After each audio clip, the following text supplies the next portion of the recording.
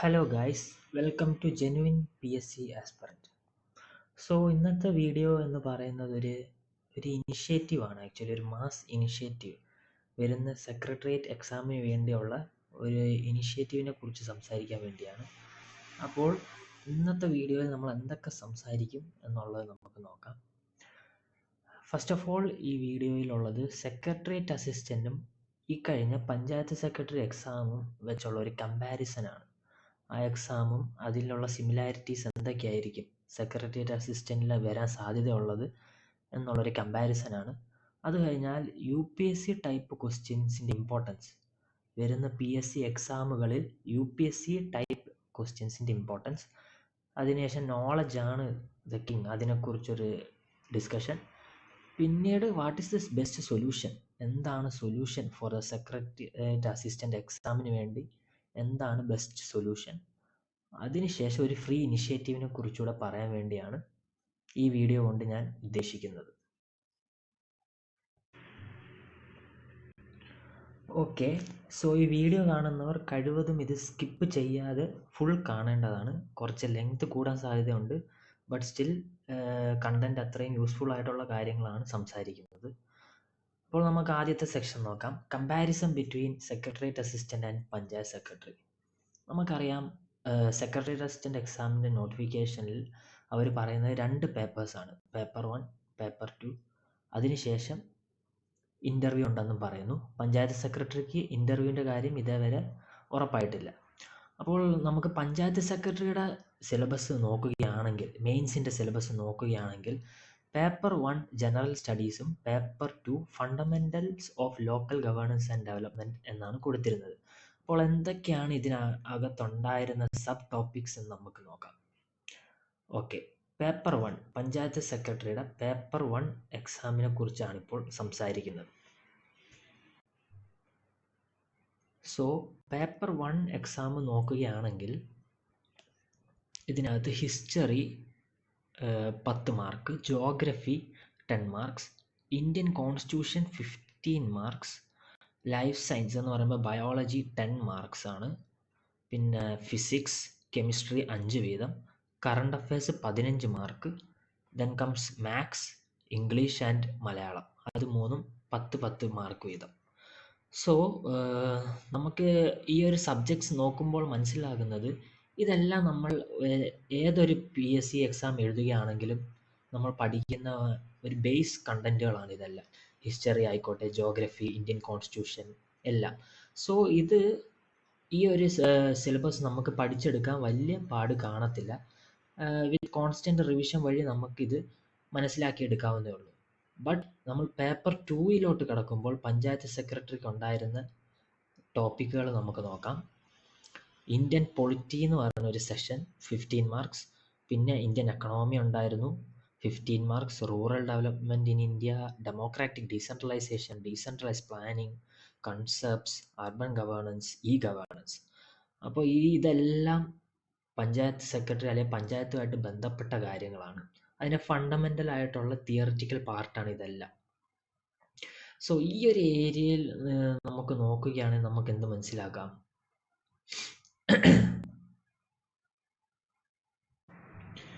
ഇതെല്ലാം പുതിയ ടോപ്പിക്കുകളാണെന്ന് നമുക്ക് മനസ്സിലാവും. ഈ ഒരു ഏരിയ ഫുൾ പുതിയ ടോപ്പിക്കുകളാണ്. സോ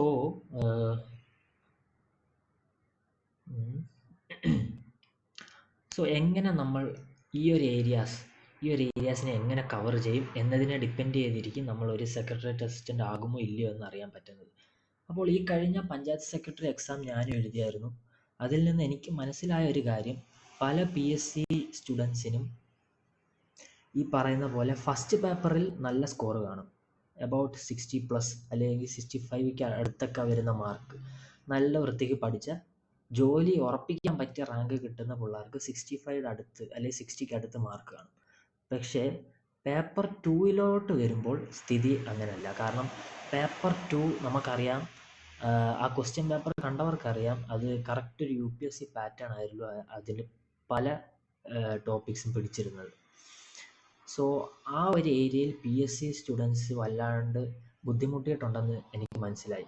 പലർക്കും കിട്ടിയേക്കുന്ന മാർക്സ് നമുക്ക് നോക്കുകയാണെങ്കിൽ 45-40 ആ ഒരു റേഞ്ചൊക്കെയാണ് PSC സ്റ്റുഡൻസിന് കിട്ടിയിരിക്കുന്ന മാർക്ക്. പക്ഷേ നമ്മളൊരു UPSC കമ്മ്യൂണിറ്റിയിലോട്ട് വന്ന് നോക്കുകയാണെങ്കിൽ ഇതിന് 60+ കിട്ടിയ ഒരുപാട് പേരെ എനിക്കറിയാം ഈ ഒരു പേപ്പറിൽ തന്നെ. അതേപോലെ പേപ്പർ 1ലും 60+. അത് അപ്പോൾ ഒരു 120-130 ആയിരിക്കാം ഒരു സേഫ് റേഞ്ച് എന്ന് എനിക്ക് തോന്നുന്നു. ഞാൻ കട്ട് ഓഫ് ഒന്നും പ്രെഡിക്റ്റ് ചെയ്യുന്നില്ല, ഞാൻ പറഞ്ഞു എന്നേ ഉള്ളൂ, എനിക്കറിയാവുന്ന കാര്യങ്ങൾ ഞാൻ പറഞ്ഞു എന്നേ ഉള്ളൂ. സോ നമ്മൾ സെക്രട്ടേറിയറ്റ് അസിസ്റ്റൻ്റ് എക്സാമിന് വേണ്ടി ഇനി പ്രിപ്പയർ ചെയ്യുമ്പോൾ നമ്മൾ എന്തായിരിക്കണം നമ്മുടെ ഒരു മെയിൻ ഫോക്കസ്? പേപ്പർ 2 ആയിരിക്കണം നമ്മുടെ ഒരു മെയിൻ ഫോക്കസ് ഏരിയ.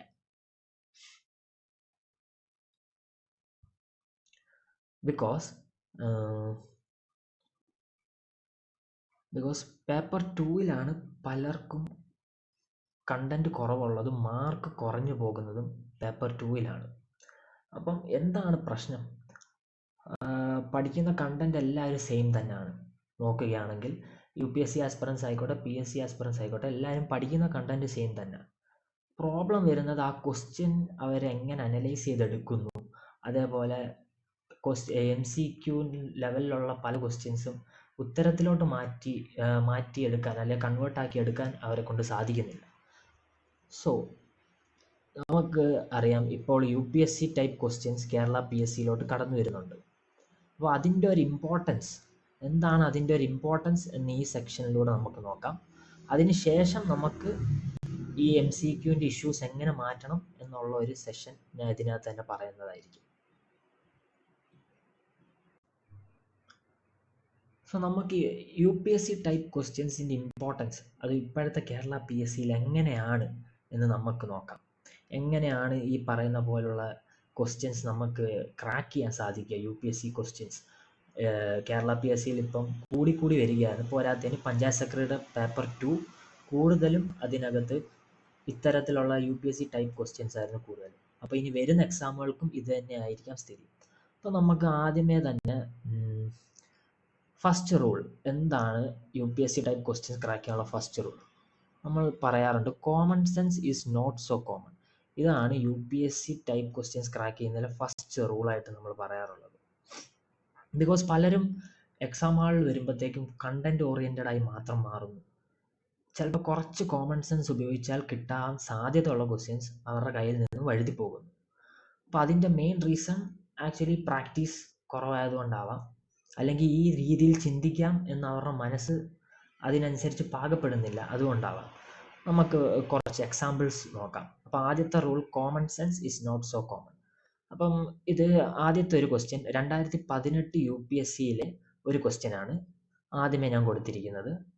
അപ്പോൾ ഈ ഒരു ക്വസ്റ്റ്യൻ എനിക്ക് കണ്ടന്റ് ഇല്ല. ആക്ച്വലി ഇതിലേതാണ് ആർട്ടിഫിഷ്യൽ ലേക്ക് എന്ന് എന്തായാലും എനിക്ക് കണ്ടന്റ് ഇല്ല. കാരണം നമ്മുടെ ഇന്ത്യയിൽ ഇത്രത്തോളം ലേക്സ് ഉണ്ട്, അതിന് എല്ലാ ലേക്കും പഠിച്ചു വെക്കുക, അല്ലെങ്കിൽ അത് ആർട്ടിഫിഷ്യൽ ആണോ നാച്ചുറൽ ആണോ എന്ന് പഠിച്ചു വെക്കുക എന്നതൊന്നും ഒട്ടും സാധ്യമല്ല. സോ നമുക്ക് ചെയ്യാൻ പറ്റുന്ന കാര്യം എന്താണ്? നമുക്ക് കോമൺ സെൻസ് ഉപയോഗിച്ച് നോക്കാം.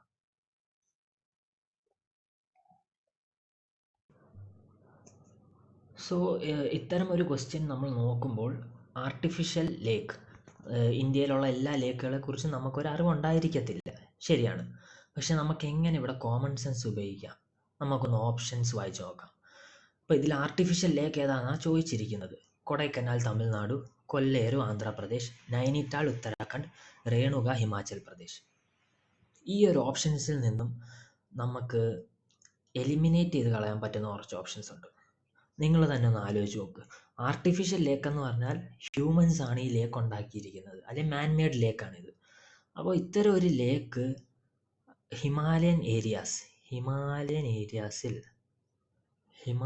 ഏരിയാസിൽ ഉണ്ടാക്കാൻ സാധിക്കുമോ എന്നതാണ് എൻ്റെ ചോദ്യം. ഹിമാലയൻ ഏരിയാസ് പാടായിരിക്കത്തില്ലേ? അത്രയും മലകളും അത്രയും എക്കോ സെൻസിറ്റീവ് ആയിട്ടുള്ള ഏരിയയിൽ ഒരു ലേക്ക് ഉണ്ടാക്കുക എന്ന് പറഞ്ഞാൽ. അപ്പോൾ ഇതിനകത്ത് ഹിമാലയൻ ഏരിയാസിന് അടുത്ത് വരാൻ സാധ്യതയുള്ള സ്റ്റേറ്റ് ഏതൊക്കെയാണ്? Option C Uttarakhand, option D Himachal Pradesh. ഇത് രണ്ടും അങ്ങ് നമുക്ക് വെട്ടിക്കളയാം. കാരണം ആ രണ്ട് ഓപ്ഷൻ വരില്ല. അപ്പം തന്നെ നമ്മൾ 50-50 ഓപ്ഷൻ വരെ എത്തി. 50-50 എത്തിയാൽ പിന്നെ നമ്മൾ ഒരു ഓപ്ഷൻ എടുത്തിരിക്കണം. അതാണ് ഒരു കോമ്പറ്റേറ്റീവ് എക്സാം മൈൻഡ് എന്ന് പറഞ്ഞാൽ അങ്ങനെയാണ്. ഇപ്പോൾ 50-50 വരെ എത്തി. ഇനി ഒന്ന് ആലോചിച്ച് നോക്കൂ, ഈ 2 ഓപ്ഷൻസിനകത്തുനിന്ന് ഏറ്റവും കൂടുതൽ വെള്ളം ആവശ്യമുള്ള ഒരു സംസ്ഥാനം ഏതായിരിക്കും? വെള്ളത്തിൻ്റെ ഇഷ്യൂ കാരണം പൊറുതിമുട്ടുന്ന അല്ലെങ്കിൽ പ്രശ്നങ്ങൾ ഒരുപാടുള്ള ഒരു സംസ്ഥാനം. തമിഴ്നാട് അല്ലേ കുറച്ചുകൂടെ ചാൻസ് കൂടുതൽ ആന്ധ്രാപ്രദേശിനേക്കാൾ. അപ്പോൾ നമ്മൾ ഓപ്ഷൻ എ എടുക്കുന്നു. ആക്ച്വലി ഓപ്ഷൻ എ ആയിരുന്നു അന്നത്തെ ഉത്തരം. സോ ഇതാ ഞാൻ പറഞ്ഞത്, കോമൺ സെൻസ് ഉപയോഗിച്ച് എങ്ങനെ ഉത്തരത്തിലോട്ട് എത്താം. കൊടൈക്കനാൽ എന്ന് പറയുന്ന ആ ഉത്തരത്തിലോട്ട് ഞാൻ എങ്ങനെ എത്തി എന്ന് നിങ്ങൾക്ക് ഞാൻ കാണിച്ചു തന്നിട്ടുണ്ട്. ഓക്കെ, നമുക്കിനി അടുത്തൊരു ക്വസ്റ്റ്യൻ നോക്കാം.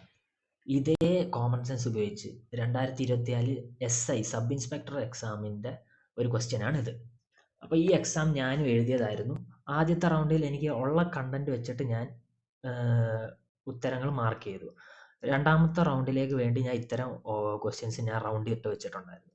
അപ്പോൾ ഈ ഒരു ക്വസ്റ്റ്യൻ നോക്ക്. Which among the following is not true? Not true. Okay, which among the following is not true എന്നാണ് ചോദിച്ചിരിക്കുന്നത്. As recommended dietary modification for preventing coronary heart disease. അപ്പോൾ ഹാർട്ട് ഡിസീസ് പ്രിവെൻറ്റ് ചെയ്യുന്നതിന് വേണ്ടിയുള്ള ഡയറ്റ് ഏതല്ല എന്നാണ് ചോദ്യം. Okay, അപ്പോൾ ആദ്യത്തെ option reducing salt intake to 10 gram daily. Okay, നമുക്കറിയില്ല. ഓക്കെ, പോട്ടെ. അടുത്ത limit the consumption of saturated fat less than 10% of total energy intake. അത് ശരിയാവാൻ സാധ്യതയില്ലേ? ഹാർട്ട് ഡിസീസ് കുറയ്ക്കാൻ നമ്മൾ എന്തായാലും ഇത്തരത്തിലുള്ള ഫാറ്റ് കൺസപ്ഷൻ കുറയ്ക്കുന്നത് നല്ലതാണല്ലോ. അപ്പോൾ അത് ശരിയെന്ന് ഞാൻ അങ്ങ് എടുത്തു. Okay, and increase in complex carbohydrate consumption. അതെനിക്ക് വലിയ ഐഡിയ ഇല്ല, അത് അവിടെ കിടക്കട്ടെ. അതിനുശേഷം അടുത്ത option reducing fat intake of 20 to 30% of total intake. Reducing fat intake, അതും ശരിയല്ലേ? ഫാറ്റ് ഇൻടേക്ക് നമ്മൾ കുറയ്ക്കണമല്ലോ ഹാർട്ട് ഡിസീസ് കുറയ്ക്കാൻ. ഓക്കെ, ആ രണ്ടും ശരിയാണ്. നമ്മുടെ ആ ക്വസ്റ്റ്യൻ പക്ഷേ നോട്ട് ട്രൂ എന്നതാണ് ക്വസ്റ്റ്യൻ. സോ നമ്മൾ 2 ഓപ്ഷനിലെത്തി, എ ഓർ സി. 50-50 ഓപ്ഷനിൽ നമുക്ക് എത്താൻ സാധിച്ചിട്ടുണ്ട്. ഇനി ഈ 2 ഓപ്ഷനിൽ നിങ്ങൾ ശ്രദ്ധിച്ച് നോക്കുക. നമുക്കറിയാം an increase in complex carbohydrate consumption reducing salt intake to 10 gram daily. കുറച്ച് കോമൺ സെൻസ് ഉപയോഗിച്ച് നോക്കിയേ.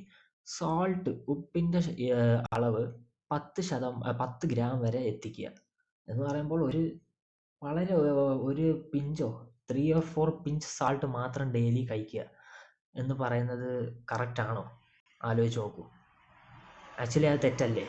ഒരു ലോജിക് കോമൺ സെൻസ് ഉപയോഗിച്ച് നോക്കിയാൽ അത് തെറ്റാന്ന് നമുക്ക് മനസ്സിലാവുകയും നമ്മൾ ഓപ്ഷൻ എ എടുക്കുകയും ചെയ്യും.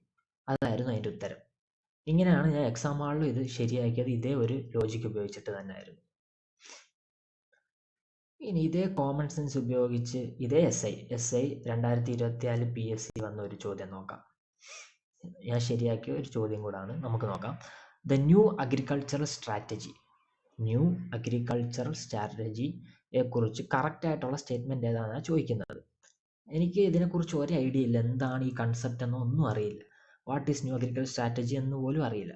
ബട്ട് ഞാൻ ഓപ്ഷൻസ് വായിച്ചു നോക്കി. Abandoned institutional reforms as a means to foster growth and as an instrument for social justice. എനിക്ക് അധികം ഒന്നും വല്ലാണ്ട് ഗ്രോത്തിന് വേണ്ടി ഹെൽപ്പ് ചെയ്യുക, ഓക്കെ, ഞാൻ വലിയ കാര്യമായിട്ട് ഇമ്പോർട്ടൻസ് കൊടുത്തില്ല. ഇതിനകത്ത് കറക്റ്റ് ഏതാണ് ചോദ്യം. അപ്പം second option favoured a singular emphasis on a technology led process. അത് കറക്റ്റ് ആയിരിക്കുമല്ലോ, കാരണം ഇപ്പോഴത്തെ കാലത്ത് ടെക്നോളജി ലെഡ് ആയിട്ടുള്ള കാര്യങ്ങളാണ് മുന്നോട്ട് വെക്കുന്നത്. അപ്പോൾ ഓക്കെ, അത് കറക്റ്റ് എന്ന് എടുത്തു. The growth first option necessitated sub strategy four aiming at reducing the poverty in the economy. ആ ഒരു സ്റ്റേറ്റ്മെൻറ്റ് വായിച്ചപ്പോൾ എനിക്ക് ഒരു പോസിറ്റീവ് സ്റ്റേറ്റ്മെൻറ്റ്, കറക്റ്റ് ആയിരിക്കാം, സാധ്യത ഉണ്ട്, കറക്റ്റ് ആവാൻ സാധ്യത ഉണ്ടെന്ന് തോന്നി. അങ്ങനെ ഞാൻ അതൊരു കറക്റ്റ് സ്റ്റേറ്റ്മെൻ്റ് ആയിട്ട് എടുത്തു.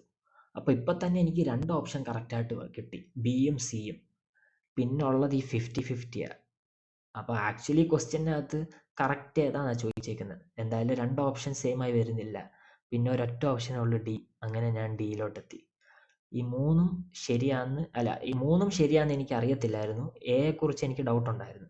പക്ഷേ ബിയും സിയും ശരിയാണെന്ന് അറിയാവുന്നത് കൊണ്ട് ഞാൻ ഡിയിലോട്ട് പോയി. So that was A strategy. ഇവിടെ ഉപയോഗിച്ച സ്ട്രാറ്റജി അത്രേ ഉള്ളൂ. കോമൺ സെൻസ് ഉപയോഗിച്ച് വെറുതെ ചിന്തിച്ച് നോക്കി. അപ്പോൾ ബിയും സിയും ശരിയാവാമെന്ന് തോന്നി. അങ്ങനെ നോക്കുമ്പോൾ 2 ഓപ്ഷൻ എടുക്കാൻ പറ്റത്തില്ല. അങ്ങനെ നമ്മൾ ഡിയിലോട്ട് പോയി. അത്രേ ഉള്ളൂ. ഇനി അടുത്ത ഒരു ക്വസ്റ്റ്യൻ നോക്കാം. ഇത് ആക്ച്വലി കേരള ബാങ്ക് പരീക്ഷ അസിസ്റ്റന്റ് ബാങ്ക് മാനേജർ എന്ന് പറഞ്ഞ ഒരു എക്സാം ഉണ്ടായിരുന്നു, അതിൽ ചോദിച്ച എക്സാമാണ്. അപ്പോൾ അതിൽ ചോദിച്ചൊരു ക്വസ്റ്റ്യൻ ആണ്, സോറി. അപ്പോൾ നമുക്ക് നോക്കാം. The name of the android app launched by the government of Kerala aimed at diagnosing and controlling life style disease among the people in the state of Kerala. കേരളത്തിലെ അപ്പോൾ ആ ക്വസ്റ്റ്യൻ മനസ്സിലാക്കാണല്ലോ, ലൈഫ് സ്റ്റൈൽ ഡിസീസസിന് control ചെയ്യാൻ വേണ്ടി ഗവൺമെൻറ് ഓഫ് കേരള തുടങ്ങിയ ഒരു app ഏതാണ് ചോദ്യം. കൂടെ ശൈലി, ആർദ്രം, ആരോഗ്യം. ഓക്കെ, എനിക്ക് കണ്ടന്റ് അത്ര ഇല്ല ആക്ച്വലി ഇത്. അപ്പം ഞാൻ ഏറെക്കുറെ എനിക്ക് തോന്നുന്നു ഞാൻ മറന്നുപോയി, ഇതെവിടെയോ വായിച്ചിട്ടുണ്ട് പക്ഷെ മറന്നുപോയി. അങ്ങനെ ഇരിക്കുകയാണ് ഞാൻ ഇതിൻ്റെ മലയാളം ക്വസ്റ്റ്യൻ വെറുതെ വായിച്ചു നോക്കിയത്. ലൈഫ് സ്റ്റൈൽ ഡിസീസസിന് അവിടെ മലയാളത്തിൽ ജീവിതശൈലി രോഗങ്ങൾ എന്നാണ് പറയുന്നത്, അല്ല ജീവിതശൈലി രോഗങ്ങൾ. അപ്പോൾ ആ ജീവിതശൈലി ആ ക്വസ്റ്റ്യനിൽ തന്നെ അതിൻ്റെ ഉത്തരം കിടപ്പുണ്ടായിരുന്നു. ജീവിതശൈലി, ഇവിടെ ശൈലി എന്ന് പറയുന്ന ഒരു ഓപ്ഷനും ഉണ്ട്. ഇത് ഒരു വലിയൊരു ഗസ്സാണ് ആക്ച്വലി, ശരിയാവണമെന്ന് ഓരോ ഉറപ്പുമില്ല. ബട്ട് ഒരു കോമൺ സെൻസ് ഉപയോഗിച്ച് നമ്മൾ ആ എക്സാമുകളിൽ ചെയ്യുന്ന നമ്മുടെ ഒരു 1 സ്റ്റെപ്പ് അഹെഡ് കയറാൻ വേണ്ടി, അല്ലെങ്കിൽ നമുക്ക് ജോലി കിട്ടണം എന്ന് ഉറപ്പുണ്ടെങ്കിൽ ഇത്തരം ഒരു രീതി അപ്ലൈ ചെയ്യുന്നത് നല്ലതായിരിക്കും. അപ്പോൾ ആ ജീവിതശൈലി വെച്ചിട്ട് ശൈലി എന്ന് പറയുന്ന ആപ്പ് എടുത്തു, അത് കറക്റ്റായിരുന്നു. സോ ഇത്തരത്തിലുള്ള കോമൺ സെൻസ് വഴി നമുക്ക് ഉത്തരത്തിലെത്താം. ഇനി സെക്കൻഡ് വേ എന്താണ്?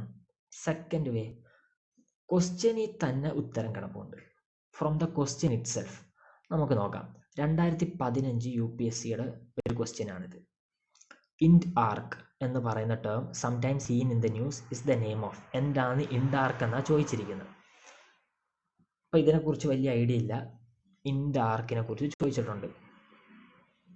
അപ്പോൾ അതൊരു indigenously developed radar system inducted into Indian defence ആയിരിക്കാം. Okay, India satellite to provide. 4 ഓപ്ഷനും വായിച്ചു, വലിയ ഐഡിയ ഒന്നും കിട്ടുന്നില്ല. ഇനി ചെയ്യുന്നത് ഈ ക്വസ്റ്റ്യനിലെ ഈ ടേം ഉണ്ടല്ലോ, ഈ ടേം നമ്മൾ എടുക്കുന്നു. ഈ ടേം എടുത്തിട്ട് ഈ ഓപ്ഷൻസിൽ എവിടെയെങ്കിലും അതിൻ്റെ ഒരു എക്സ്പാൻഷനോ എന്തെങ്കിലും ഉണ്ടോ നമുക്ക് നോക്കാം. ഇൻഡ് ഉണ്ട്, ആർക്കുണ്ട്. ഇതിനെ നമ്മൾ രണ്ടായിട്ട് ഡിവൈഡ് ചെയ്താൽ ഇൻഡും ആർക്കും ഉണ്ട്. അപ്പം ഇവിടെ നോക്കുവാണെങ്കിൽ ഇൻഡിജിനസ്ലി ഓക്കെ ഇൻഡ് ഉണ്ട്, പക്ഷേ ആർക്കെന്ന് പറഞ്ഞൊന്നും വരുന്നില്ല. ഓക്കെ, ഇവിടെ നോക്കുവാണെങ്കിൽ ഇന്ത്യയുടെ ഇൻഡ് ഉണ്ട്, പക്ഷേ ORM ഒക്കെ വരുന്നുള്ളൂ, പക്ഷേ ആർക്ക് വെച്ചൊന്നും വരുന്നില്ല. ഓപ്ഷൻ സി നോക്കിയാൽ ഇൻഡ് ഉണ്ട്, പക്ഷേ അൻഡാ വരുന്നത്, അന്റാർട്ടിക്. ഓപ്ഷൻ ഡി നോക്കിയാൽ ഇൻഡ് ഉണ്ട്, ഇൻഡ് ഇവിടെ കണ്ടോ, ആർട്ടിക്, ഇൻഡ് ആർക്ക്. അങ്ങനെ നമുക്ക് ഈ ഉത്തരത്തിലെത്താം. ഓപ്ഷൻ ഡി ആണ് ഇതിൻ്റെ കറക്റ്റ് ആൻസർ. കണ്ടോ, ക്വസ്റ്റ്യനിൽ നിന്ന് നമുക്ക് ഉത്തരത്തിലെത്താൻ പറ്റി. ഇനി ഇതേ മെത്തേഡ് UPSCയിൽ ഉപയോഗിച്ച ഇതേ മെത്തേഡ് നമുക്ക് SI 2024 എക്സാമിൽ ഒരു ക്വസ്റ്റ്യനിൽ ഉപയോഗിച്ച് നോക്കാം. സാത്തി എന്ന് പറയുന്ന പ്രോജക്റ്റാണ് ചോദിച്ചിരിക്കുന്നത്, സാത്തി.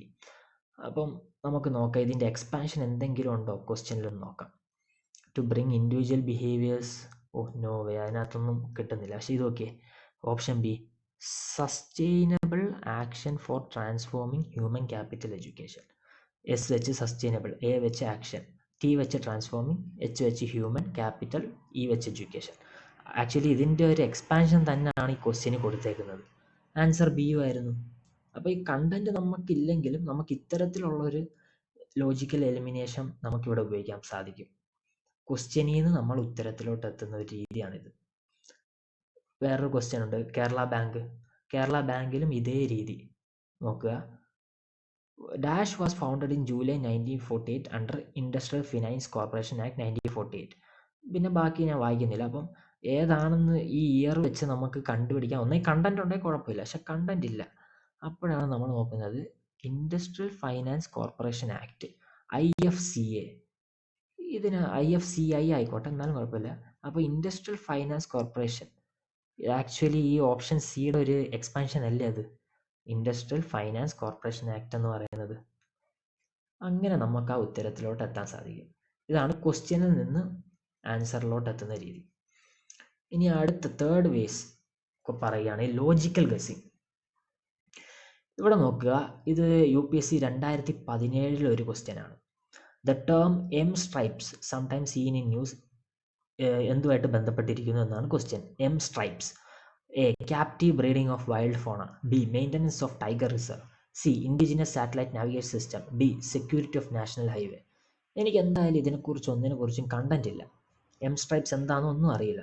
പക്ഷേ ഇത് വായിച്ചപ്പോൾ എനിക്ക് മനസ്സിലായി സ്ട്രൈപ്സ് എന്ന് പറയുന്നത് നമ്മൾ ഈ വര വര പോലുള്ള സാധനങ്ങൾ നമ്മൾ ഈ കടുവകളിലുണ്ട്, സീബ്രയിലുണ്ട്, അങ്ങനെ പല മൃഗങ്ങളിൽ സ്ട്രൈപ്സ് ഉണ്ട്.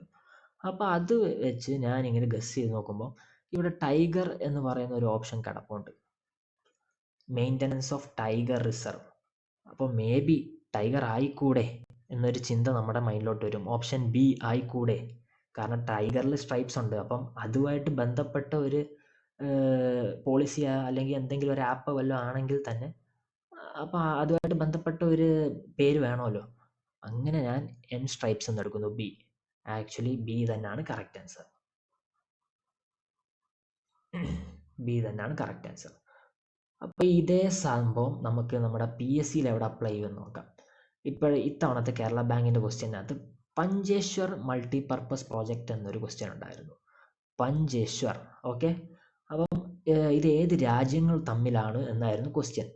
എല്ലാത്തിലും ഇന്ത്യ കൊടുത്തിട്ടുണ്ട്. അപ്പം വേറെ എലിമിനേഷൻ ഒന്നും പറ്റില്ല, കണ്ടന്റും ഇല്ല. അപ്പം ഞാൻ ഇങ്ങനെ ആലോചിച്ചു, എക്സാം ഹാളിൽ ഇരുന്ന് പഞ്ചേശ്വർ, പഞ്ചെന്ന് പറയുമ്പം അഞ്ച് ഈശ്വരന്മാർ അല്ലെങ്കിൽ അങ്ങനത്തെ ഒരു സ്ഥലം എവിടെയെങ്കിലും കേൾക്കാൻ വഴിയുണ്ടോ? ഏതെങ്കിലും രാജ്യം, ഇന്ത്യയും വേറെ ഏതെങ്കിലും രാജ്യം വരുന്നിടത്ത്. അപ്പോഴാണ് പഞ്ചാബ്, പഞ്ച്നാഥ് എന്നൊക്കെ പറയുന്ന കുറച്ച് കാര്യങ്ങൾ ഓർമ്മ വരുന്നത്. പഞ്ച്നാഥ് എന്ന് പറയുന്നത് എനിക്ക് തോന്നുന്നു ഇൻഡസ് നദി ഉത്ഭവിക്കുന്ന ആ സ്ഥലത്തിൻ്റെ പേരാണ് പഞ്ച്നാഥ് എന്ന് തോന്നുന്നു. അപ്പോൾ അതുമായിട്ട് എന്തോ കണക്ഷൻ ഉള്ള പോലെ തോന്നി, കാരണം ഇൻഡസിൽ നിന്ന് 5 നദികളാണല്ലോ, ജലം, സത്ലജ്, രവി, ബിയാസ്, അങ്ങനെ 5 നദികളാണല്ലോ അവിടെ നിന്ന് വരുന്നത്. അതുകൊണ്ടാണ് അതിനെ പഞ്ച്നാഥ് എന്ന് പറയുന്നത്. അപ്പോൾ ആ ഒരു ഏരിയ വരുന്ന ആക്ച്വലി ഉത്തരാഖണ്ഡ്, ആ ഹിമാലയൻ റീജിയൻസിൻ്റെ അടുത്താണ്. ഉത്തരാഖണ്ഡും എൻ്റെ അടുത്ത് കിടക്കുന്ന ഒരു സംസ്ഥാനം എന്ന് പറയുന്നത് ആക്ച്വലി നേപ്പാളാണ്. സോ ഈ ഒരു വാക്കിൻ്റെ ഹിന്ദി മീനിങ് മനസ്സിലാക്കിയിട്ടാണ് ഞാൻ ഈ ഒരു ഉത്തരത്തിലോട്ട് എത്തിയത്. ആൻസർ കറക്റ്റ് ആയിരുന്നു. ഇത്തരത്തിലുള്ള ലോജിക്ക് നമ്മൾക്ക് എക്സാം ഹാളിൽ ഉപയോഗിക്കാൻ കഴിഞ്ഞാൽ നമുക്കൊരു 1 സ്റ്റെപ്പ് അഹെഡ് മുന്നോട്ട് പോകാൻ സാധിക്കും.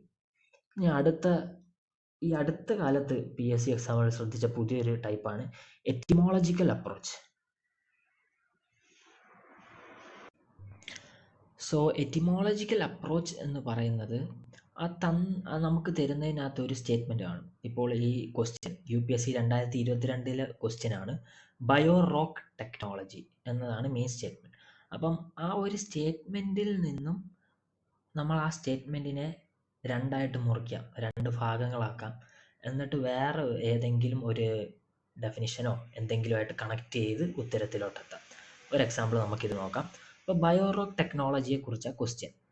നമുക്ക് എന്താണ് ഒരു ഐഡിയ ഇല്ല, കണ്ടന്റ് ഇല്ല. അപ്പോൾ നമ്മൾ നോക്കുന്നു ബയോ റോക്ക്, നമ്മൾ ഇതിനെ രണ്ടാക്കുന്നു. ബയോ എന്ന് പറഞ്ഞ ഒരു ഭാഗവും റോക്ക് എന്ന് പറഞ്ഞ് വേറൊരു 1 മിനിറ്റ്, റോക്ക് എന്ന് പറഞ്ഞ് വേറൊരു ഭാഗവും നമ്മൾ എടുക്കുന്നു, രണ്ടാക്കി. ഓക്കെ, 2 ഭാഗങ്ങൾ. എന്നിട്ട് നമ്മൾ ഈ ബയോ എന്ന് പറയുമ്പോൾ ജീവനുള്ള വസ്തുക്കൾക്കാണ് ബയോളജി, ജീവനുള്ള വസ്തുക്കളുടെ സ്റ്റഡിയാണ് ബയോ. അപ്പോൾ ജീവനുള്ള എന്തോ ലീവിങ് ആയിട്ടുള്ള സാധനമാണ്. ഓക്കെ, ജീവനുള്ള വസ്തു. പിന്നെ റോക്ക് എന്ന് പറഞ്ഞാൽ നമുക്കറിയാലോ, റോക്ക്. പിന്നെ ഒരു ക്വസ്റ്റ്യന് തന്നെ ടെക്നോളജി എന്നും എടുത്ത് പറഞ്ഞിട്ടുണ്ട്. അപ്പോൾ എന്തോ ഒരു നൂതന വിദ്യ, എന്തിനോ വേണ്ടിയുള്ള ഒരു നൂതന വിദ്യ, പുതിയ എന്തോ ഒരു വിദ്യയാണ് ഇതെന്ന് മനസ്സിലായി. ഇത്രയും കാര്യങ്ങളാണ് ക്വസ്റ്റ്യനിൽ നിന്ന് എനിക്ക് മനസ്സിലായത്. ഇനി നമുക്ക് ഓപ്ഷൻസ് വായിക്കാം. Restoration of damaged coral reef, okay. Development of building material using plant residue, okay. Identification of areas for exploration extraction of shale gas. സാധ്യതയുണ്ടോ ഷെയിൽ ഗ്യാസ്? കാരണം അതിനകത്ത് റോക്കിൻ്റെ ഉപയോഗം വരാനുള്ള സാധ്യത ഉണ്ടോ? അതേപോലെ ലിവിങ് ആയിട്ടുള്ള എന്തെങ്കിലും ഒരു നൂതന വിദ്യയായിട്ട് എനിക്ക് തോന്നുന്നില്ല. ബയോ റോക്ക് അവിടെ ഉപയോഗിക്കേണ്ട ആവശ്യം വരുമെന്ന് തോന്നുന്നില്ല. അടുത്ത് നോക്കിയേ, providing salt lick for wild animal in forest or protected areas. Bio living വരുന്നുണ്ട്, പക്ഷേ സാൾട്ട് ലിക്ക് അതൊക്കെ ഒരു നൂതന വിദ്യ ആയിരിക്കുമോ? ചിന്തിച്ച് നോക്കിയേ, എനിക്ക് തോന്നുന്നില്ല. ഞാൻ ഡി എടുത്ത് കളഞ്ഞു. ഇനി 2 ഓപ്ഷനാണ്, development of building material using plant residue, restoration of damaged coral reef. ഈ 2 ഓപ്ഷനിൽ നിന്നും ഒരു നൂതന വിദ്യ ഏറ്റവും ആവശ്യം എവിടാണെന്ന് ചിന്തിച്ചു നോക്കിയേ. എ അല്ലേ ഓപ്ഷൻ എ? കാരണം ഞാൻ പറഞ്ഞുതരാം. നമുക്കറിയാം ഇപ്പം കോറൽ റീഫ്സ് വല്ലാണ്ട് ഓസ്ട്രേലിയയിലാണല്ലോ ഏറ്റവും വലിയ ഗ്രേറ്റ് ബാരിയർ റീഫ് ഉള്ളത്. പക്ഷേ അത്തരം പവിഴപ്പുറ്റുകൾ ഒരുപാടെണ്ണം നശിച്ചുകൊണ്ടിരിക്കുക. അപ്പോൾ അതിനെ പ്രൊട്ടക്റ്റ് ചെയ്യാൻ ഒരു പുതിയ ടെക്നോളജി വന്നാൽ നമുക്ക് തെറ്റല്ല എന്ന് പറയാൻ പറ്റത്തില്ലല്ലോ. അവിടെ ആണെങ്കിൽ ലീവിങ് ആയിട്ടുള്ള സാധനമുണ്ട്. കോറൽ റീഫ്സ് ലീവിങ് ആണ്. റോക്ക്, കാരണം ഈ കോറൽ റീഫ്സ് കല്ലിലാണ് പിടിക്കുന്നത്. അപ്പോൾ ഇത്രയും ഒരു കണ്ടന്റ് ബാക്കിംഗ് വെച്ചിട്ട് ഞാൻ ഓപ്ഷൻ എ എടുത്തു. അത് ആക്ച്വലി കറക്റ്റ് ആൻസർ ആണ്. അപ്പോൾ ഏതൊരു ഓപ്ഷൻ ഞാൻ എടുക്കുമ്പോഴും ഞാൻ പല ടെക്നിക്സ് പറയുമ്പോഴും കണ്ടന്റ് എനിക്കുണ്ട് എന്ന് പറഞ്ഞാൽ ഈ ഒരു സാധനത്തെക്കുറിച്ച് എനിക്ക് കണ്ടന്റ് കാണില്ല, ബയോറോക്ക്. പക്ഷേ എനിക്കറിയാം ആ ചുറ്റിനും നടക്കുന്ന കാര്യങ്ങൾ. ഇപ്പോൾ കോറൽ റീഫ്സ് ഇങ്ങനെ നശിച്ചുകൊണ്ടിരിക്കുകയാണ്, പവിഴപ്പുറ്റുകൾ. അപ്പോൾ അത്തരം കണ്ടന്റ് ഉള്ളതുകൊണ്ട് മാത്രമാണ് എനിക്ക് എയിലോട്ട് എത്താൻ പറ്റിയത്. അതിനെക്കുറിച്ച് ഞാൻ വരുന്ന വഴിക്ക് തന്നെ പറയാം. ഈ കണ്ടന്റിൻ്റെ ഒരു പ്രശ്നങ്ങളും എല്ലാം ഞാൻ വരുന്ന വഴിക്ക് തന്നെ ഞാൻ പറയാം. ഓക്കെ, നമുക്കിനി ഒരു ക്വസ്റ്റ്യൻ കൂടെ നോക്കാം. കേരള ബാങ്ക് PSC ചോദിച്ചൊരു ക്വസ്റ്റ്യൻ ആണ്. ഐസ് കവേർഡ് ഏരിയയിൽ വസിക്കുന്ന ഗ്രൂപ്പ് ഓഫ് പ്ലാന്റ്സ് ഏതാണ്? ഐസ് കവേർഡ് ഏരിയയിൽ 4 ഓപ്ഷൻ തന്നിട്ടുണ്ട്: മൈക്രോ, മെഗാ, മീസോ, ഹെക്കിസ്റ്റോ. അപ്പം ഈ ഓപ്ഷൻസ് കണ്ടിട്ട് ഒരു ഐഡിയ ഇല്ല. അപ്പം മൈക്രോയും മെഗായും അല്ലാന്ന് ഞാനങ്ങ് ഉറപ്പിച്ചു. കാരണം നമുക്കറിയാം മൈക്രോ സ്മാൾ ആയിരിക്കും, മെഗാ എന്ന് പറഞ്ഞാൽ ബിഗ് ആണ്. അപ്പോൾ അതാവാൻ സാധ്യതയില്ല. ഓക്കെ, പിന്നെ 2 ഓപ്ഷനാണ് ഹെക്കിസ്റ്റോ, മീസോ. ഞാൻ ഈ മീസോ നിങ്ങളൊന്ന് ആലോചിച്ച് നോക്കും. മീസോയെ 2 ആക്കി. മീസോ എവിടെയെങ്കിലും കേട്ടിട്ടുണ്ടോ? രണ്ടിടത്ത് ഞാൻ ഇത് ക്വസ്റ്റ്യൻ വായിക്കുമ്പോൾ 2 ഇടത്ത് കേട്ടതായിട്ട് ഓർമ്മ വന്നത്. മീസോലിത്തിക് ഏജ് ഉണ്ട്, അതേപോലെ മീസോസ്ഫിയർ. ഈ 2, മറ്റേ ട്രോപ്പോസ്ഫിയർ, സ്ട്രാറ്റോസ്ഫിയർ, മീസോസ്ഫിയർ. അപ്പം ഇതിനെ എങ്ങനെ ഇനി ഈ ഒരു ഏരിയ ആയിട്ട് കണക്ട് ചെയ്യും? ഐസാണ് ഇവിടുത്തെ മെയിൻ ആള്. അപ്പം മീസോലിത്തിക് ഏജിനെ കുറിച്ച് ആലോചിച്ചപ്പോൾ ആ സമയത്ത് ഭയങ്കര ഗ്ലേഷ്യസ് ആയിരുന്നെന്ന് മനസ്സിലായി. ഇനി മീസോസ്ഫിയർ എന്ന് പറയുന്ന നമ്മുടെ ലെയർ ഓഫ് അറ്റ്മോസ്ഫിയർ ഉണ്ടല്ലോ, ആ ഏരിയയിൽ ആക്ച്വലി ഏറ്റവും തണുപ്പ് കൂടിയ ഏരിയ എന്ന് പറഞ്ഞാൽ ടെമ്പറേച്ചർ ഏറ്റവും കുറഞ്ഞത് വരുന്നത് മീസോസ്ഫിയറിലല്ലേ. അപ്പോൾ അതിനർത്ഥം ഏറ്റവും തണുപ്പുള്ള ഒരു ഏരിയ എന്നൊരു അർത്ഥമല്ലേ ഈ മീസോ കൊണ്ട് ഉദ്ദേശിക്കുന്നത്? തണുപ്പുമായിട്ടൊരു ബന്ധം വരുന്ന ഒരു പോയിന്റ് അല്ലേ? അങ്ങനെയാണ് ഓപ്ഷൻ ഡി എടുക്കാൻ സാധിച്ചത്. സോ ഇത് എറ്റിമോളജിക്കൽ അപ്രോച്ച് എന്ന് പറയുന്നത്. ആ ക്വസ്റ്റ്യനെ തന്നെ നമ്മൾ 2 ആക്കുന്നു, എന്നിട്ട് അതിൽ നിന്ന് ഉത്തരം കണ്ടെത്തുന്നു. ഓക്കെ, ഈ അടുത്തൊരു മെത്തേഡാണ് ക്വസ്റ്റ്യൻ ഓപ്ഷൻ അനാലിസിസ്. ഇപ്പോൾ ഈ ഒരു ക്വസ്റ്റ്യൻ, കാർബൺ ഫെർട്ടിലൈസേഷൻ, ഇതാണ് question. Carbon fertilization. Okay, 2018 UPSC ചോദിച്ച ക്വസ്റ്റ്യൻ ആണ്. കാർബണും ഉണ്ട്, ഫെർട്ടിലൈസേഷനും ഉണ്ട്. നമുക്കറിയാം ഫെർട്ടിലൈസേഷൻ എന്ന് പറഞ്ഞാൽ എന്താ? ഓപ്ഷൻ എല്ലാം വായിച്ചിട്ട് വേണം കേട്ടോ ഇങ്ങനെ ചിന്തിക്കാൻ. ഞാൻ സമയം കൂടുതൽ എടുക്കണ്ടെന്ന് വിചാരിച്ചാണ് ഓപ്ഷൻ വായിക്കാത്തത്. ഓപ്ഷൻ വായിച്ചിട്ടും കണ്ടന്റ് ഇല്ലാത്തതുകൊണ്ട് നമുക്കറിയില്ല. അപ്പോൾ നമ്മൾ ആലോചിക്കുന്നു, ഫെർട്ടിലൈസേഷൻ എന്ന് പറഞ്ഞാൽ നമുക്കറിയാവുന്നത് വളം കൊടുക്കുക, അഗ്രികൾച്ചർ ഫെർട്ടിലൈസേഷൻ, അതിനെക്കുറിച്ച് അറിയാം. അപ്പോൾ കാർബൺ ഫെർട്ടിലൈസേഷൻ എന്ന് പറഞ്ഞാൽ എന്താ? കാർബൺ വളം കൊടുക്കുന്നു, അങ്ങനെ എന്തോ ഒരു അർത്ഥം കിട്ടുന്നല്ലേ. കാർബൺ വെച്ചിട്ട് എന്തോ ഒരു ഗ്രോത്ത് ഉണ്ടാവുന്നു. ഓക്കെ, ഇത്ര മാത്രം നമുക്കറിയാം. നമുക്കിനി ഓപ്ഷൻ വായിച്ചു നോക്കാം. Increased plant growth due to increased concentration of carbon dioxide in the atmosphere. Nice ആണല്ലോ, ഗ്രോത്ത് ഉണ്ടാവുന്നുണ്ട്, ഗ്രോത്ത് ആണ്. അതേപോലെ കാർബണിൻ്റെ ഒരു കോമ്പോണന്റ് കാരണമാണ്.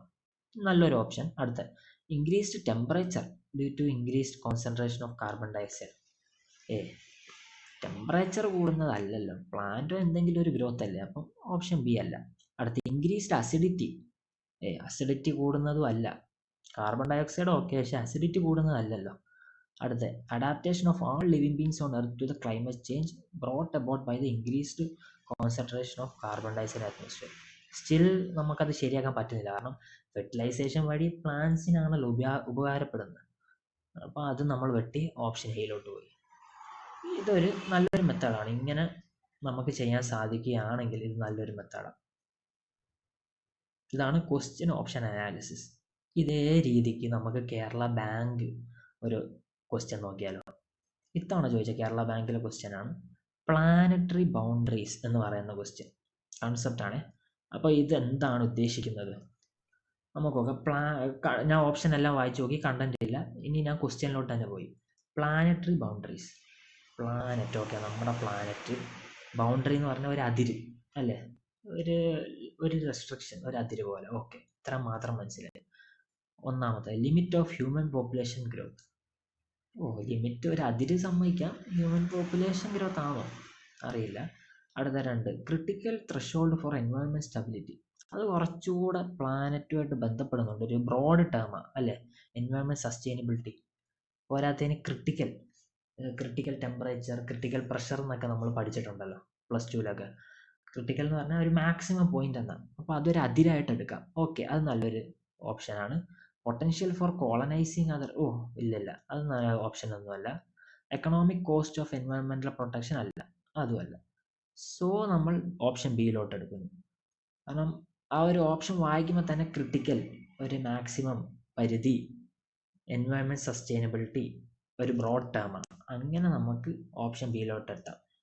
ഇത് ഞാനിപ്പം ഇത് ചെയ്യുന്നത് ഇത്ര പലരും വിചാരിക്കുന്നുണ്ടോ ഇതൊക്കെ എങ്ങനെ ഈ ഒരു രീതിക്ക് ഉത്തരം കണ്ടെത്താൻ സാധിക്കുമെന്ന്.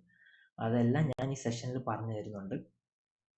കുറച്ച് നേരം കൂടെ വെയിറ്റ് ചെയ്താൽ മതി. ഓക്കെ, ഇനി UPSC-യിൽ ഇപ്പം കണ്ടുവരുന്ന ഒരു രീതി എന്ന് പറഞ്ഞാൽ, PSC-യിൽ ഇപ്പം കണ്ടുവരുന്ന രീതി എന്ന് പറഞ്ഞാൽ UPSC-യിൽ നിന്നും ക്വസ്റ്റ്യൻ വരുന്നുണ്ട്. ഇപ്പം നോക്കുകയാണെങ്കിൽ ഇത് UPSC 2018 ചോദിച്ചൊരു ക്വസ്റ്റ്യൻ ആണ്. മസിനി, ഗരിബാൾഡി, ശിവാജി ഇവരുടെയൊക്കെ ബയോഗ്രഫി എഴുതിയ വ്യക്തി ആരാ? ഉത്തരം ലാലാ ലജ്പത് റായ്. സി ആണ്. ഇതേ ക്വസ്റ്റ്യൻ പഞ്ചായത്ത് സെക്രട്ടറിക്ക് ചോദിച്ചായിരുന്നു. Which Indian leader wrote the biography of Italian political leader like Joseph Mazzini and Giuseppe Garibaldi? കണ്ടോ, ലാലാ ലജ്പത് റായ്. സോ ഞാൻ ഈ ഒരു സെഷൻ കൊണ്ട് ഉദ്ദേശിച്ചതെന്ന് പറഞ്ഞാൽ വേറെ ഒന്നുമല്ല, UPSC-ക്ക് നല്ല ഇമ്പോർട്ടൻസ് ഉണ്ട് നമ്മുടെ കേരള PSC ഇപ്പോഴത്തെ ഡിഗ്രി ലെവൽ എക്സാംസിന്. കാരണം അത്തരത്തിലുള്ള ഒരു ബ്യൂറോക്രാറ്റ്സിനെ വളർത്തിയെടുക്കാനാണ് അവർ ശ്രമിക്കുന്നത്. ഈ ലോജിക്കൽ ഗസ്സിങ്ങും ഫാക്ച്വൽ വേണം. അവരുടെ പേപ്പർ നോക്കിയാൽ തന്നെ നിങ്ങൾക്ക് മനസ്സിലാവും.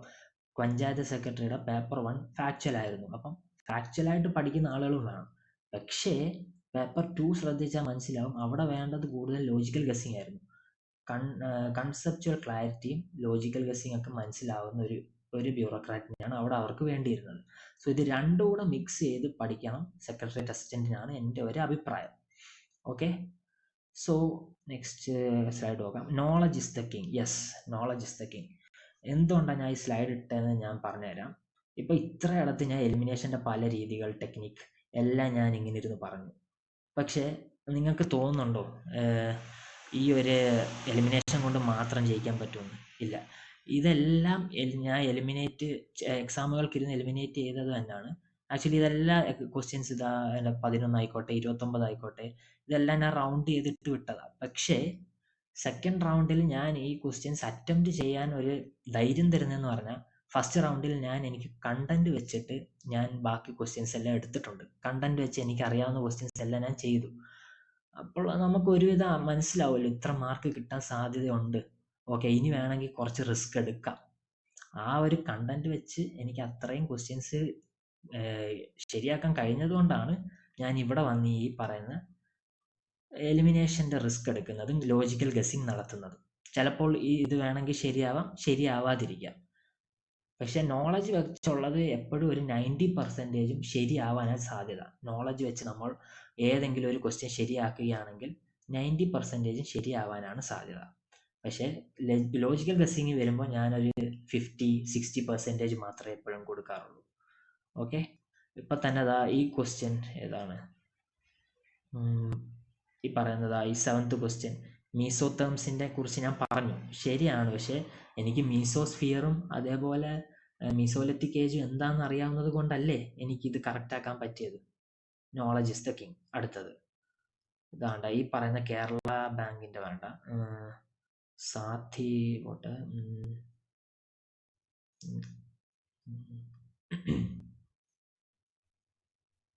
1 മിനിറ്റ്. പഞ്ച് ഈശ്വർ എന്ന് പറയുന്ന ക്വസ്റ്റ്യൻ, പഞ്ചാബ്, പഞ്ച്നാഥ്, അവിടെ നിന്ന് ഇൻഡസ് നദി വരുന്നത്, അതേപോലെ ഉത്തരാഖണ്ഡ് ഏരിയ ആണ്, ഉത്തരാഖണ്ഡിൻ്റെ അടുത്താണ് നേപ്പാൾ. ഇത്രയും എനിക്ക് കണ്ടന്റ് നോളജ് ഉണ്ട്. അതുകൊണ്ടാണ് എനിക്ക് ഓപ്ഷൻ ഡിയിലോട്ട് എത്താൻ പറ്റിയത്. സോ ഓൾവേസ് നമ്മൾ ഈ പറയുന്ന ലോജിക്ക് എടുക്കണമെങ്കിൽ പോലും, അല്ലെ ഇത്തരം ഗസ്സിങ് നടത്തണമെങ്കിൽ പോലും നോളജ് വേണം എന്നത് ഒരു അനിവാര്യമായ ഘടകമാണ്. ഞാൻ ഒരു ക്വസ്റ്റ്യൻ എക്സാമ്പിൾ കാണിച്ചു തരാം. ഈ 15th ക്വസ്റ്റ്യൻ കേരള ബാങ്കിൽ ഉണ്ടായിരുന്നതാണ്. ഞാൻ ഈ ക്വസ്റ്റ്യൻ എനിക്ക് ഒരു കണ്ടന്റും ഇല്ല, അറിയത്തില്ല. ഓക്കെ, ഞാൻ റിസ്ക് എടുത്തു. ഇതൊരു വളരെ റിസ്കി രീതിയിലാണ് ഇത് ഞാൻ ചെയ്തിരിക്കുന്നത്. എന്ന് പറഞ്ഞാൽ ABCD 4 ഓപ്ഷന് ഞാൻ നോക്കിയപ്പോൾ വലിയ അറിവില്ല, ഒന്നിനെക്കുറിച്ച് ഐഡിയ ഇല്ല, ക്വസ്റ്റ്യനിൽ നിന്ന് ഒന്നും കിട്ടുന്നില്ല. ഒരു സ്വിമ്മറാണെന്ന് മാത്രം അറിയാം, ടീനേജ് സ്വിമ്മറാണ്. അപ്പോൾ ഒരു അവസാന കൈ പ്രയോഗം എന്ന രീതിയിൽ ഞാൻ നോക്കുമ്പോൾ ഓപ്ഷൻ എയും ഓപ്ഷൻ ബിയും, ഈ 2 ഓപ്ഷനും, ഓപ്ഷൻ എയും ഓപ്ഷൻ ബിയും ഒരേ രീതിയിലാണ് തുടങ്ങിയിരിക്കുന്നത്. ടു റേസ് ഫണ്ട്സ്, അത് കണ്ടോ, ടു റേസ് ഫണ്ട്സ്. അപ്പോൾ ഈ ഏതെങ്കിലും 2 ഓപ്ഷനിൽ നിന്ന് ഒരെണ്ണം ആയിക്കൂടെ ഉത്തരം എന്ന് ഞാൻ ഇങ്ങനെ ചിന്തിച്ചു. ഇപ്പം നമ്മൾ ക്വസ്റ്റ്യൻ ഇടുന്ന ഒരു വ്യക്തിയുടെ മാനസികാവസ്ഥ വെച്ച് ചിന്തിച്ച് നോക്കൂ. പുള്ളി ക്വസ്റ്റ്യൻ സെറ്റ് ചെയ്യുന്നു, എന്നിട്ട് ഓപ്ഷൻ സി, ഓപ്ഷൻ ഡി എന്ന് പറഞ്ഞാൽ പല പല ഓപ്ഷൻസും സെറ്റ് ചെയ്യുക. അപ്പം പുള്ളി ഓപ്ഷൻ സിയും ഡിയും സെറ്റ് ചെയ്തെന്ന് വിചാരിച്ചോ. അപ്പം പുള്ളി വിചാരിക്കുന്നു ഓക്കെ, 2 ഒരേപോലുള്ള ഒരെണ്ണം അങ്ങ് സെറ്റ് ചെയ്യാം, അതാകുമ്പോൾ എളുപ്പത്തിന് പണി തീരുമല്ലോ. ഒരേപോലുള്ള 2 ഓപ്ഷൻ സെറ്റ് ചെയ്യാം, ഏതെങ്കിലും അതിലൊരെണ്ണം ആകാൻ ആൻസറിനും സാധ്യത കൂടുതൽ. കാരണം PSCയുടെ ഇപ്പോഴത്തെ രീതി അനുസരിച്ച് ഇങ്ങനെ ഒരേപോലുള്ള 2 ഓപ്ഷൻ സ്റ്റാർട്ട് ചെയ്യുന്നുണ്ടെങ്കിൽ അതിലേതെങ്കിലും ഒരെണ്ണം ആയിരിക്കും ആൻസർ. അപ്പം ഞാൻ എൻ്റെ ലോജിക്ക് വെച്ചിട്ട് ഞാൻ ഓപ്ഷൻ എ എടുത്തു. പക്ഷെ പ്രശ്നം പറ്റിയത് ഈ ഓപ്ഷൻ തെറ്റായിരുന്നു, ആൻസർ ബി ആയിരുന്നു. സോ ഇതാണ് ഞാൻ നിങ്ങളുടെ അടുത്ത് പറഞ്ഞത്. ലോജിക്കൽ ആൻസറിങ് അല്ലെങ്കിൽ ലോജിക്കൽ ഗസ്സിങ് വെച്ച് നമ്മൾ ചെയ്യാൻ നോക്കിയാൽ തെറ്റാനുള്ള സാധ്യത കൂടുതലായിരിക്കും. സ്റ്റിൽ അത് നമ്മളെ ഡിപ്പെൻഡ് ചെയ്തിരിക്കും, റിസ്ക് എടുക്കുക എന്നുള്ളത് നമ്മളെ ഡിപ്പെൻഡ് ചെയ്തിരിക്കും. Okay,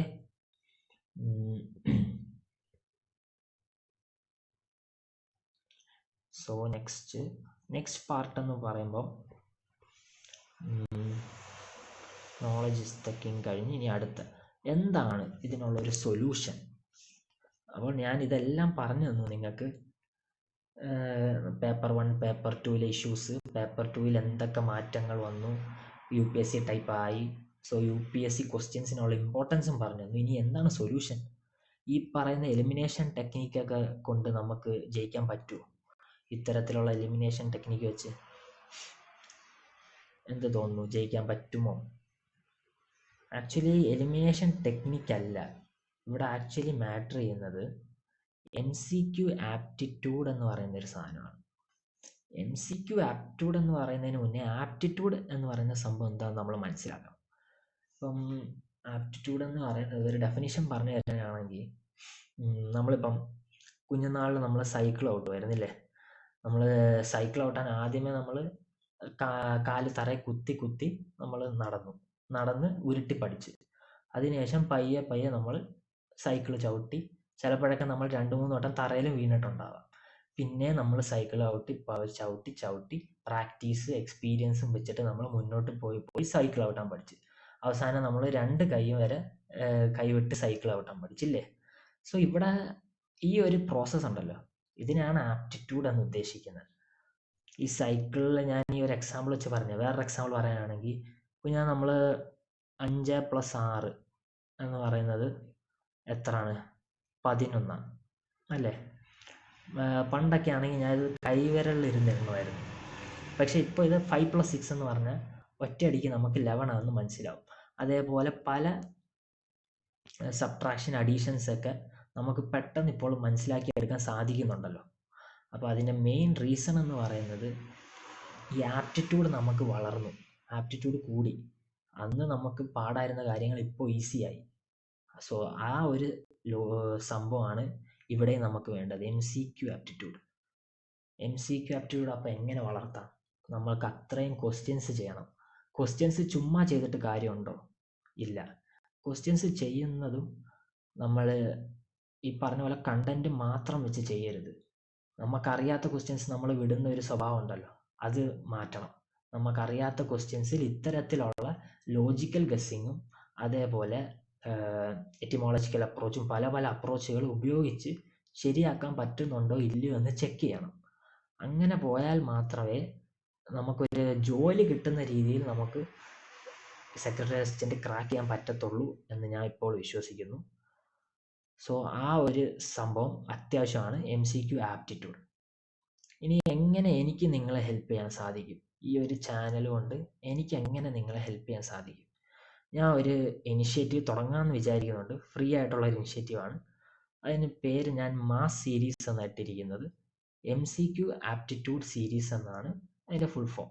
MCQ aptitude series. Okay, എന്ന് പറഞ്ഞാൽ ഞാൻ സ്റ്റാർട്ട് ചെയ്യാൻ ഉദ്ദേശിക്കുന്നത് അതിനകത്ത് 2018 തൊട്ടുള്ള UPSC ക്വസ്റ്റ്യൻ പേപ്പേഴ്സ് എങ്ങനെ സോൾവ് ചെയ്യുന്നു എന്ന് ഞാൻ മലയാളത്തിൽ വ്യക്തമാക്കി പല പല ടൈപ്പ് അപ്രോച്ചസും കണ്ടന്റ് വഴിയാണോ അല്ലയോ എന്നൊക്കെ ഞാൻ കറക്റ്റായിട്ട് ആ പ്ലേലിസ്റ്റ് പറയുന്നുണ്ടായിരിക്കും. പോരാത്തതിന് അതിൻ്റെ കൂടെ ഞാൻ ഇപ്പം നടന്ന PSC എക്സാംസ് അതിനെ എങ്ങനെ ലോജിക്കലി ഉത്തരത്തിലെത്തണം, അതേപോലെ ഞാനായിട്ട് തന്നെ ഉണ്ടാക്കുന്ന കുറച്ച് അഡീഷണൽ ക്വസ്റ്റ്യൻസ് എന്തെങ്കിലും ഉണ്ടെങ്കിൽ, അല്ലെങ്കിൽ എനിക്ക് ഏതെങ്കിലും റിസോഴ്സസിൽ നിന്ന് കിട്ടുന്ന ക്വസ്റ്റ്യൻസ് ഒക്കെ ഉണ്ടെങ്കിൽ അതൊക്കെ എങ്ങനെ ലോജിക്ക് ഉപയോഗിച്ച് ശരിയാക്കാം. മൊത്തത്തിൽ പറഞ്ഞാൽ ആ ഒരു പ്ലേലിസ്റ്റിൽ ഫുൾ MCQ ആപ്റ്റിറ്റ്യൂഡ് വളർത്താൻ വേണ്ടിയുള്ള ഒരു പ്ലേലിസ്റ്റ് ആയിരിക്കും അത്. നിങ്ങളുടെ MCQ ആപ്റ്റിറ്റ്യൂഡ് വളർത്താൻ വേണ്ടിയുള്ള ഒരു പ്ലേലിസ്റ്റ് ആയിരിക്കും. സോ അതൊരു ഫ്രീ ഇനിഷ്യേറ്റീവായിട്ട് ഞാൻ തുടങ്ങുന്നുണ്ട്. പയ്യെ അറിയില്ല എപ്പം അതിന് വീഡിയോസ് ഇടാൻ പറ്റുമെന്ന് അറിയില്ല, നോക്കാം. ഇത് അങ്ങനെ ഒരു ഫ്രീ ഇനിഷ്യേറ്റീവ് തുടങ്ങാൻ ഒരു ആഗ്രഹമുണ്ട്. ഇനി അടുത്ത ഒരു കാര്യം എന്ന് പറഞ്ഞാൽ, ഇത്ര നേരം ഈ വീഡിയോ കണ്ട എല്ലാവർക്കും ഉള്ള ഒരു അപ്രിഷിയേഷൻ നോട്ടാണ്. കാരണം വേറെ ഒന്നുമല്ല, നമുക്കറിയാം പലപ്പോഴും നമ്മുടെ ഈ വീഡിയോസ് ഒന്നും എല്ലാവരും ഫുൾ കാണണമെന്നില്ല.